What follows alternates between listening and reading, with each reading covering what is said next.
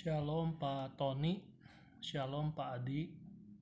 Ini saya Dani, Katartiso 021 01 022 020. Nah, ini tugas untuk subjek pelayanan berkuasa.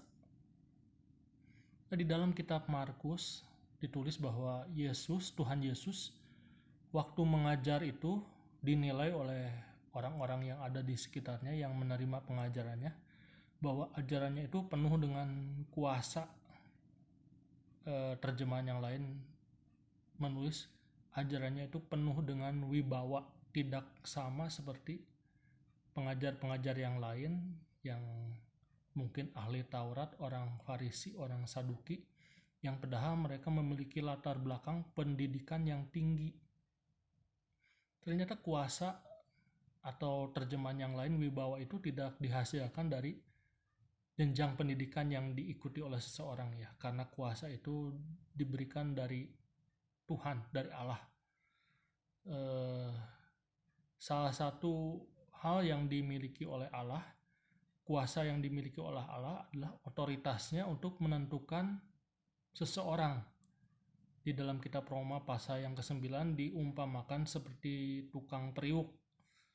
Allah memiliki otoritas, kuasa untuk menentukan seseorang akan diciptakan seperti apa, untuk tujuan apa, tujuan mulia, tujuan yang lain-lainnya.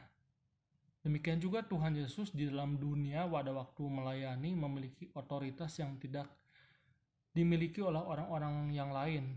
Tuhan Yesus memiliki kuasa untuk mengampuni dosa atau menyatakan seseorang sudah diampuni dosanya, yang mana otoritas tersebut tidak dimiliki oleh manusia atau orang-orang yang lain yang melayani di dalam zaman yang sama seperti Tuhan Yesus.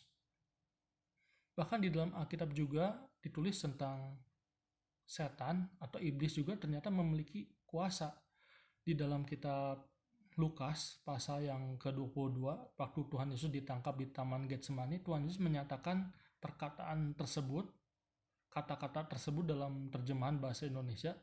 Waktu Tuhan Yesus ditangkap, Tuhan Yesus menyatakan, inilah kuasa kegelapan. Demikian juga di dalam kitab Kolose pasal yang pertama ayat yang ke-13 ada tertulis tentang kuasa kegelapan. Manusia juga ternyata di dalam pelayanan bersama-sama dengan Tuhan Yesus, yaitu murid-murid Tuhan Yesus, mereka juga diberikan otoritas, diberikan kuasa oleh Tuhan Yesus sendiri. Kuasa untuk menginjak ular, kalajengking, menahan kekuatan musuh, dan yang lain sebagainya.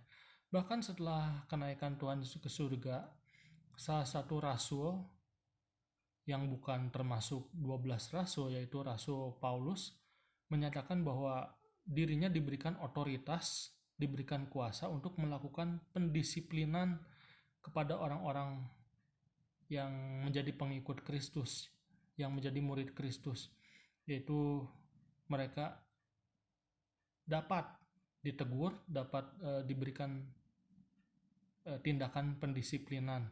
Itu adalah kuasa dan otoritas yang dimiliki oleh rasul-rasul. Demikian juga kita pada zaman sekarang ini, kita memiliki kuasa di dalam nama Tuhan Yesus Kristus. Kita dapat melakukan hal-hal yang seperti tertulis di dalam kitab Markus pasal yang ke-16. Dan kita bersyukur karena kita adalah milik Tuhan Yesus, sehingga kita juga berhak untuk mendapatkan, memiliki, dan mempergunakan kuasa di dalam nama Tuhan Yesus, yang itu semua dapat dipergunakan untuk menjadi berkat di dalam pelayanan kita. Puji syukur kepada Tuhan, kita adalah orang-orang yang masuk ke dalam kerajaan anaknya yang penuh dengan kuasa. Amin.